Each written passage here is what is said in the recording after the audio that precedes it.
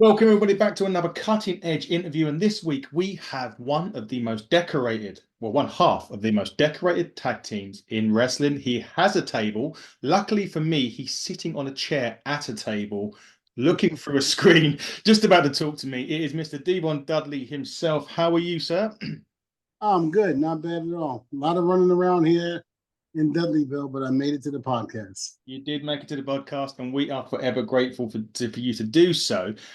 Just quickly before we begin about ECW and get into that, it's the year 2024. Tag team wrestling has started to, I would say, it's had a dip and then it went back up, and now it's really progressing through. We're seeing a lot more tag teams, we're seeing a lot more trios. What are your thoughts now on how tag teams in 20 or how tag team wrestling is in 2024? Well, I think the talent nowadays are a lot more has a lot more athleticism in them, especially from when we were, a tag team and going strong. They're doing things that we didn't do back then. But Hmm. then, if you think about it, that's pretty much just about every new era that comes along. Take for instance basketball. Right before Dr. J, Julius Irvin, nobody was really dunking the basketball. He comes along and he does a dunk, and it's like he's the doctor, you know.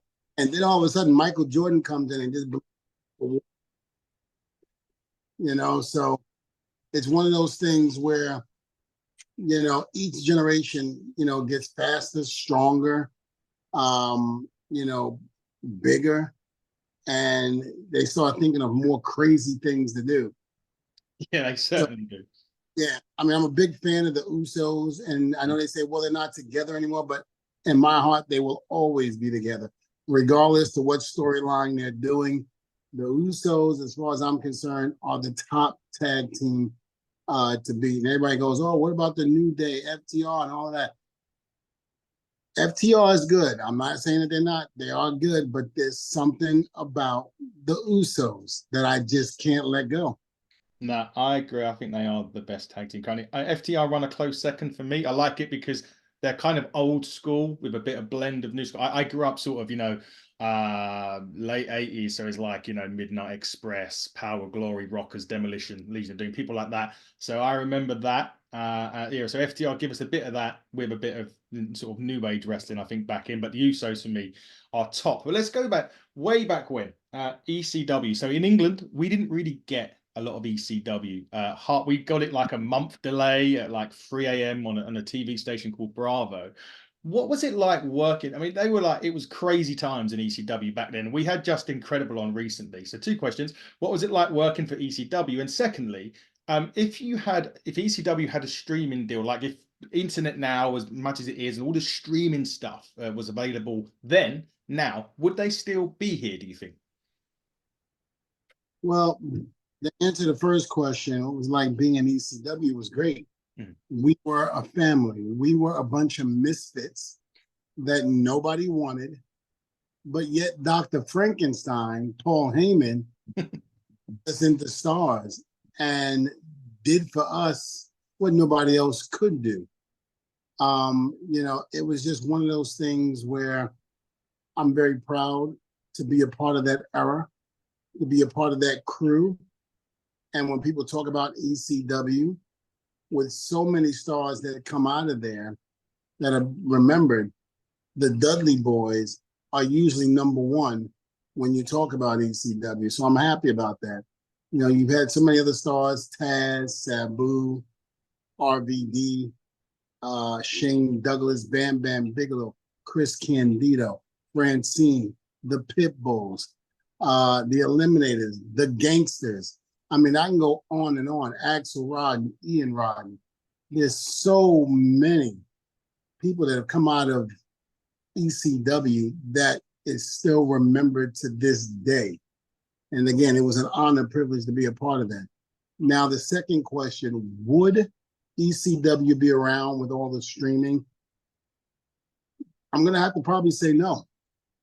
Mm. And I see that because of the fact that, it was no secret that ECW fell on hard times financially. Mhm. And it was very hard at the time to keep that going. Um, I also feel that even though I said earlier the generation gets quicker, faster, and stronger, there was a certain toughness that my generation in ECW had that you will probably never find again. You will probably never find anybody that have put their bodies on the line the way we did. So, and knowing that, plus society is just too sensitive right now. Some of the things we were saying, some of the things we were doing were just unheard of. And you can't get away with that today. No, definitely not. You wouldn't better get away with a lot of that. No, definitely not from back in. Do you have a funny road story about ECW that you could tell? I was in the hotel room we were sharing a room, Jack Victory, Sign Guy Dudley, and Lance Wright. And everybody knew I was petrified of snakes. They went and got one of these rubber boa constrictor snakes and they curled it up in the corner. And we had a terrace in our room. So it was right there, right by the curtain. So they were making a big deal about trying to get the screen door open for the terrace. And I was like, guys, it's not that hard. So I'm trying to open the door and I can't get it open. But when I look to the side, I see the stick is still in the door. I go, guys, the stick is still in the door. What the hell? I was like, take the damn stick out of the door. I go to reach for the stick. I move the curtain a little bit, and there's a damn boa constrictor curled up on the floor. And I'm screaming and yelling. Everybody's laughing. I go, what are you laughing for? It's a damn boa constrictor. We're in New Orleans. That's normal here. I was like, I don't need to be, no, I'll never come back here again. I said, I'm done. And Sign Guy and Jack Victory, they're all laughing and just having a good time at my expense, of course. Of course. To be fair, I'll probably be petrified of a snake as well. I'm no good with that. Not good for me. Obviously leaving WWE, leaving ECW, coming to WWE, teaming with Bubba for so long, but then till 2002 time, it was finished. You would on SmackDown. I think Bubba may have been on Raw. You portrayed a new gimmick. Do you think at that point it was a necessary split just to see how the singles route would go for both of you? I think that was Vince McMahon's plan to see, because, you know, Vince McMahon has never been too high on tag team wrestling. Mm-hmm. He will try as much as he can out of it. And when he feels it's done and over, he splits you up. There was still a lot more in us to do, but Vince didn't see it that way, and he split us up. So with that being said, you know, I love the gimmick. The Reverend Dvon gimmick I thought was great. Were there too many people in my ear trying to tell me how to do it? Yes. When Vince let me have control of it, it worked out great. There was no issues, nothing. But the minute certain people took over and started putting their little 2 cents in it, it went south. But even when they started putting their 2 cents in, I went to Vince and begged him to let me get a shot at it and let me do it my way. It was kind of like he got annoyed because he was like, oh, we got to get you out of this mess and blah, blah, blah. And, you know, we got to put you in a new gimmick. And I begged him. I said, no, I said, I really don't want to. Then I said, you know, with all due respect, I said, let me be me. Let me do me. I said, and it'll happen. And even though I had that talk with him, he still didn't let me be me. Interesting to see if that would have worked. It never went anywhere after that. So it was what it was. It was what it was indeed. Would have to ask you, you get a lot of these questions about, you know, the amazing matches that you guys had with, you know, Edge and Christian, Matt Hardy's. Why was the chemistry so good between you guys that made those matches so memorable? Because we were hungry, we're on the same page, and we were looking for the exact same thing. We weren't trying to outdo each other. We were trying to make magic, and that's exactly what we did. It was 6 guys that understood the business and how it worked. And once that happened, sky was the limit. Yeah, it certainly was. I mean, those matches were absolutely incredible.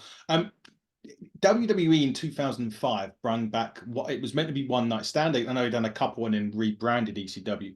For that One Night Stand pay-per-view, how did it feel for you former ECW guys to go back home, kind of into that Hammerstein ballroom, the setting, the nostalgia, all of those classic fans were there?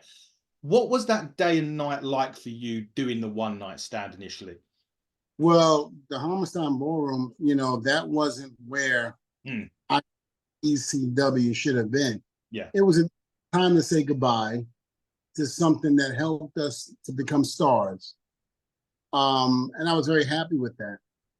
I would have preferred it to be at the ECW arena Mm, or the Lost Battalion Hall in Queens, because that's where we had a lot of our memorable stuff there. Not just the Dudleys, but everybody that walked through the door in ECW.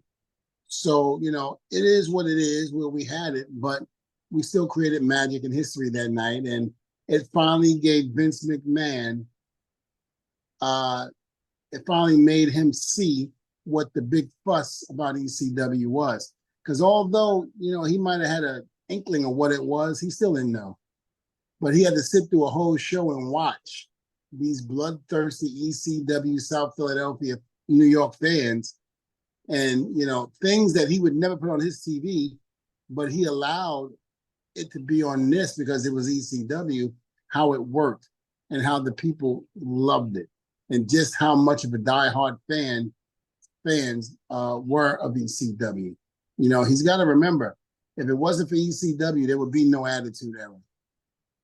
exactly that. And it was a tremendous show. I said we saw it over here in terms of we could see it every now and again. And it was crazy just sort of what we would come in from we'd be out with friends, would come in and this just like wrestling would be on and it'd be tables, kendo sticks. You had New Jack coming out and going crazy, diving off balconies and whatnot. It certainly made the Attitude Era what it is. And you're right, without that, there wouldn't have been an Attitude Era, and we wouldn't be sitting here today talking about the Attitude Era in wrestling, which is it was such a great moment. It felt as if when it come on and Paul Heyman was in the ring and the crowd were chanting and Jerry Styles come out and it just erupted. Jerry Styles probably one of the best play-by-play commentators that it was going as well. Just lastly, and touching on Paul Heyman quickly, going in the Hall of Fame this year, was quite surprised because I didn't think he would do it while he's still active, but fully deserved in your opinion? Of course. Look, I just said it. If it wasn't for ECW, there would be no Attitude Era. Why wouldn't you recognize that? Why would that even be a thought in anybody's mind? He helped transcend the business. He helped put the business where it is today. So as far as I'm concerned, he deserves to be in the Hall of Fame. I love Paul Dare, especially for everything that he's done for me and myself, along with the rest of the Dudleys and the whole locker room of ECW. Thank you for giving a chance to people that nobody else would give a chance to. He bet on it and he won. Yeah, absolutely. Fully deserved. Can't wait for it. I can't wait for the speech. That could be quite interesting. But aside from WWE, you went to TNA for nearly 10 years. Yourself and Bubba done some great magic there as well. One storyline in particular that I just thought had something, and it did get there, but then it fell away, was the Aces and Eights, which you guys were played a big part of. It really could, I don't know, it just felt like it felt flat before it could get going. What do you think went wrong there? I don't agree with you on that. I think Okay. it was a success. I think it lasted a lot longer than anybody else thought it would last.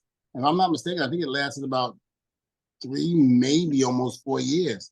So that's a long time for a storyline nowadays to last.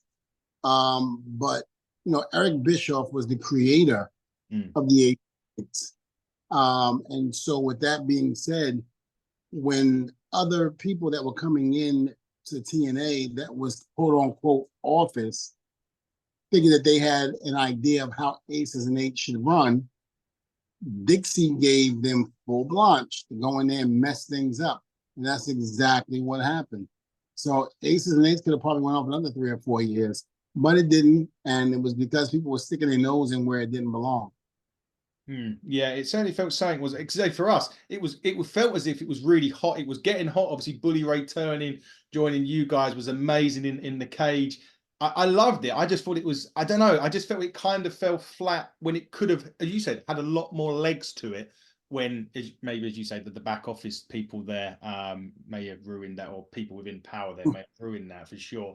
What was your, if you could pick, and then this is quite a big question. In your career, you've had so many great matches. If you could select two or three teams to go in and maybe like in a four corners match throughout your career, who would be the three teams that you would have against you guys? The Hart Foundation, the British Bulldogs, the Road Warriors, and Doc and Gordon. Wow, interesting. Three, a lot of different teams there. What would you put? I mean, British Bulldogs are great. What was it British Bulldogs done for you that would have made that match, do you think, magical? I mean, well, just watching the Dynamite Kid and Davey Boy Smith, their way of doing things, I think they were way ahead of their time. Hmm. The snap suplexes, with the Davey Boy Smith, with them, with the power slam and all that, just everything that they did, I think was way, way before their time back then. And that type of style could be today. Yeah. So, I think that they could have definitely stole the show in that match. And especially the Dynamite Kid, who I was a huge fan of. Just the way he sold, what he did in the ring, how he responded to so many things. I mean, it was great seeing him. Yeah, it really was. I'm going to say that I was very young at that time of the British Bulldogs. Remember him very, very well. Obviously, helps being a fellow UK person as well, because you tend to draw those closer to those guys. I love the British Bulldogs. I thought they were great. So I mean, it would be an interesting match. You've got family though in the business now, and I know you've got, obviously there's a wrestling school as well, which we'll get to. What do you what say advice do you give, even say your sons now or people in a wrestling school, that perhaps you wouldn't have given maybe 10 years ago because something has changed within the industry? Well, I don't think that I would change anything.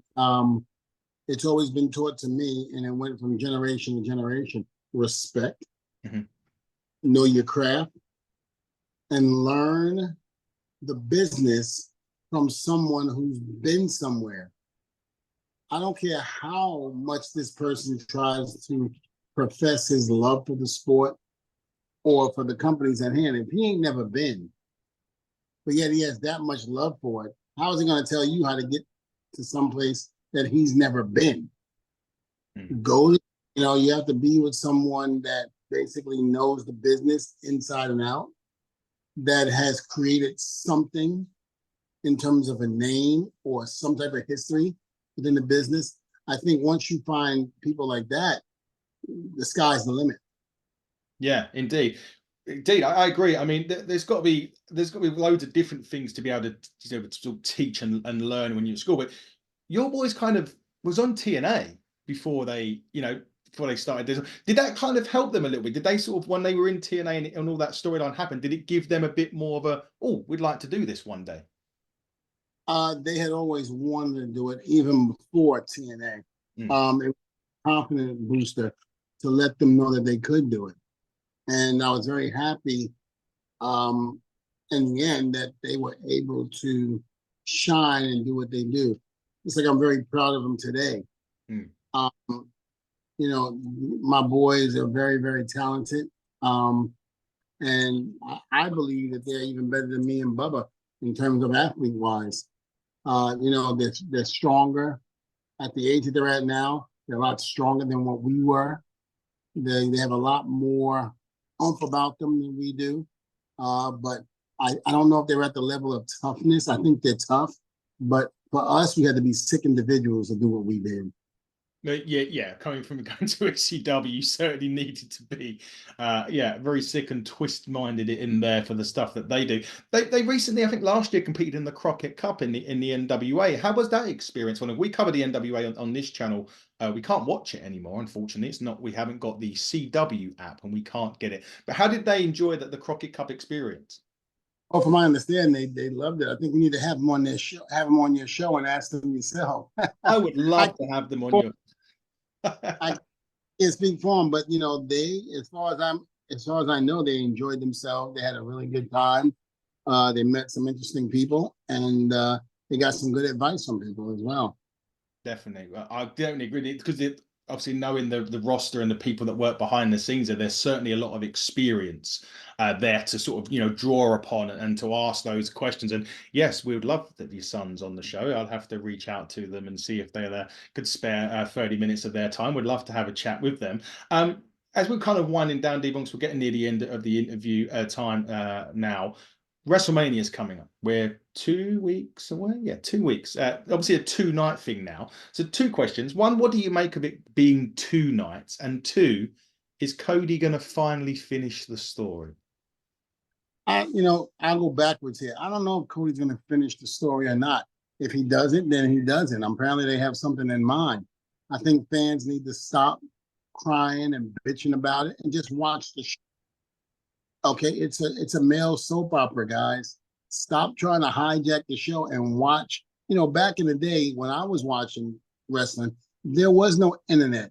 You voiced your opinion by writing writing letters and sending it in to the office and things like that. And even then, we weren't crazy enough to sit there and tell the promoters how to do it, but these fans think they can do that.